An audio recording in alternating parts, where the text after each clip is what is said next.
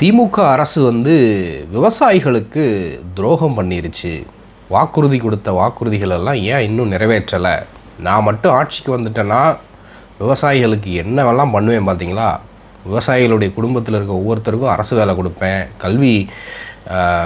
கல்வி இலவசமாக கொடுப்பேன், உயர்கல்வியை இலவசமாக கொடுப்பேன், அப்படி இப்படின்னு அள்ளி விட்டுருக்கிறாரு. இதை நமக்கு எதை ஞாபகப்படுத்துது அப்படின்னு பார்த்தீங்கன்னா, 12 வருஷத்துக்கு முன்னாடி நான் மட்டும் ஆட்சிக்கு வந்துட்டேன்னா விவசாயிகளுடைய வாழ்க்கையை தலைகீழ மாற்றிடுவேன் அப்படின்னு மோடி சொன்னார் இல்லையா?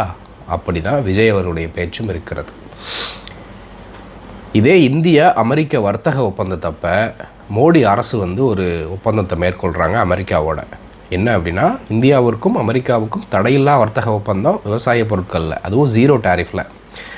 நம்ம அவங்களுக்கு 18% கட்டுவோம், அவங்க நமக்கு 0 கட்டுவாங்க. அமெரிக்காவினுடைய விவசாய பொருட்களும் பால் பொருட்களும் இந்தியாவுக்குள்ளே வரியே இல்லாமல் இந்திய சந்தைக்குள்ளே நுழையுதுன்னா, இந்திய விவசாயிகளுடைய பொருட்கள் என்ன விலைக்கு விற்கப்படும், அந்த காம்படிட்டிவ்னஸ் எப்படி உருவாக்கப்படும், இதெல்லாம் குறித்து விஜய் அவர்கள் கருத்து தெரிவித்தாரா? இதை குறித்து ஏன் கருத்து தெரிவிக்கலை? விஜய் அவர்கள் எதுக்கெடுத்தாலும் டிஎம்கேவே போய் சொரிஞ்சிக்கிட்டு இருக்கிறாரே, ஏன் மோடியை குறித்தும் பாஜகவை குறித்தும் கேள்வி கேட்க மாட்டார்?